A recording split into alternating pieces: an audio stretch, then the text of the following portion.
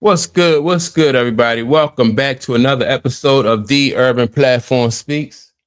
Uh, Make sure to like and subscribe as you come into the channel, check out the content. And with that being said, I want to speak on these upcoming playoff situations and specifically, right, the Lakers and the Thunder. Now people are saying that if the Lakers have to face the Thunder, that they think that Shannon Sharp was one of the people that said that he liked the Lakers in five. Like if in the first round, if the Lakers get the Thunder, he liked the Lakers over them in five. All right. And I think everybody, because the Lakers just recently beat the Thunder, they beat them good. They beat them by like 27 points. I think the game was like 126 to 99, something like that. I think they beat it, so that's 27 points, right? And so, everybody, anytime the Lakers do something or they have a good game, everybody just want to jump on the bandwagon and say, that's it, LeBron, LeBron is in playoff mode and all this other nonsense that they always say when coming down the stretch with LeBron. But so should the Thunder be should they be afraid of the Lakers? Like in a 7 game or 5 game series, do you think the in a 7 game series, do you think that the Lakers pose a real threat uh to the Thunder? And to say Lakers in five, man, that's kind of a bold prediction, in my opinion. That's a bold prediction. The Lakers in five. I don't know, man. I kind of think that the Lakers. I don't know if I'm the Thunder, I want to see the Lakers in the first round. And they might give the Lakers will probably give them a run. But I'm gonna say this: the reason why, if I'm OKC, I want to see the Lakers in the first round. That'll be like a tune-up, in my opinion, because the Lakers don't play defense. They don't have they got two guys on the court that you can't hide two players. If you had one player on the court who was not good on defense, then you could hide him. Like you can't hide Luca, who refused to play any defense, and then you had LeBron, who also fall asleep on defense. You can't hide both of those guys, right? So there'll be plenty of times throughout a series, whereas though Luca fall asleep on defense or LeBron fall asleep on defense. So they won't be able to hide both of those guys. And I think like the longer a series go, I think is really not good for the Lakers because LeBron is an older ball player, right? So LeBron, LeBron will be it'll wear him down. Like, in a longer series, LeBron will get wore down. Also in a longer series, Luca, who's not even in shape. I'm hearing people say that Luca, the season is almost over, like 1 or 2 games left, and they're saying that Luca is still not in shape. So how are you at the end of a basketball season? How are you not this point in the season not in shape? So that'll be a tune-up, for for OKC. I think, and it'll do another thing for OKC. It'll let them know like what playoff basketball is really like. Not that they wasn't there last year, but it'll just get them like because sometimes it take teams like that first round before like, all right. Because don't get me wrong, I think the Lakers are going to push OKC. They're going to challenge OKC, but I think that OKC is going to wear them down with their youth. And the fact that they play defense and they're very good on offense. But the Lakers don't play defense, and they are an older team. Well, they have a old veteran in LeBron. So their best player or their second best player on the Lakers is old and he don't play defense.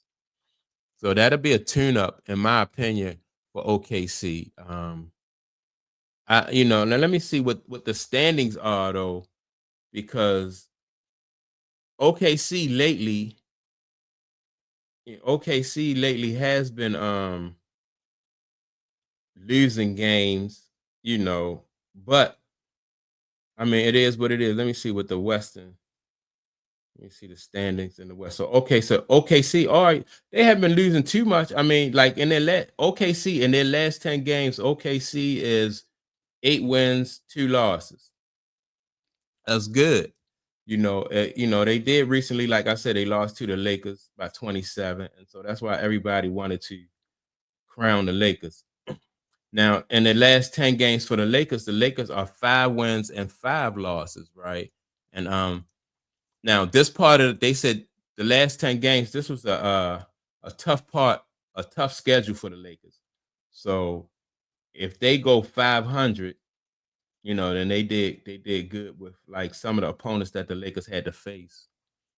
But yeah, man, I don't think that the OKC, not to say that OKC, I just think the OKC is going to wear them down, especially in a longer extended series, and I don't see the Lakers being able to sweep nobody in the playoffs because now if the only way the Lakers would be able to sweep somebody in the playoffs is if the Lakers was a team who had that number one seed. If they had that number one spot coming in, they had played strong all season long and they set themselves up in the number one or number two spot, then they playing somebody who was obviously inferior. That's what I think the Lakers that really should have been a Lakers strategy throughout the season, is try to get that 1 or 2 spot. Whereas though you could come in and you can get you get an easier series starting out. But they didn't do that. And LeBron James, his teams always seem to, not always, but lately, they always be like, all right, let's just play to get in there. And then once we get in there, then we'll do our damage. And I think that philosophy makes your road tougher, because I believe that if you stay ready, then you ain't got to get ready. You can't expect to, go into the playoffs, say once we get into the playoffs, we're going to turn it on. LeBron ain't that type. He's never been that type of dominant ball player, whereas though he can just turn it on like that. And people are not fooled by that. I think that, even with back in the day, like you never heard like Mike or Kobe trying to just back their way into the playoffs. They wanted to, they wanted to have those top spots so they can tune up, they can tune up like a lighter team, get them out and, eliminate them as soon as possible out the playoffs, get some rest time. You don't want to go into the playoffs and play like a number one or a number two. And if you're good enough, you take them to, you extend the series to like a 7 game series. You don't want to do that. That makes you got to expend more energy like that. Whereas though, if you just do what you got to do throughout the season, play as hard as you have to play throughout the season, then maybe you can sweep a team in the early rounds and then get some rest and recover before it's time to go move on to the next round.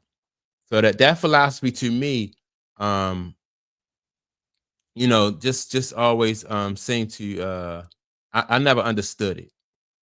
And I just think that it makes your road to the championship that much harder. And by LeBron being, in his 20th year, he can't have the mindset of just backing into the playoffs. It didn't work for Michael Jordan when Michael Jordan was at the Wizards. If you don't have it, you don't have it, and it's not like you're going to be able to turn it on in the playoffs. So I don't really think that that the Lakers are really going to do too much. I think they're going to challenge whoever they play. I think they're going to push whoever they play, but I think the Lakers are really going to run out of gas. And so I think OKC, like I said, if OKC was to face the Lakers in that first round, I think OKC would they'll get the Lakers, they'll get them out of there. And a lot with these older teams like Golden State, the thing about Golden State, like their number one, their best scorer is Steph Curry. And sometimes Steph Curry can be off because like the defense is really, when you get to the playoff, defense is like a little bit different, right? And they're going to make adjustments and stuff like that. So it's going to be hard for them too because Steph Curry is their number one offensive threat.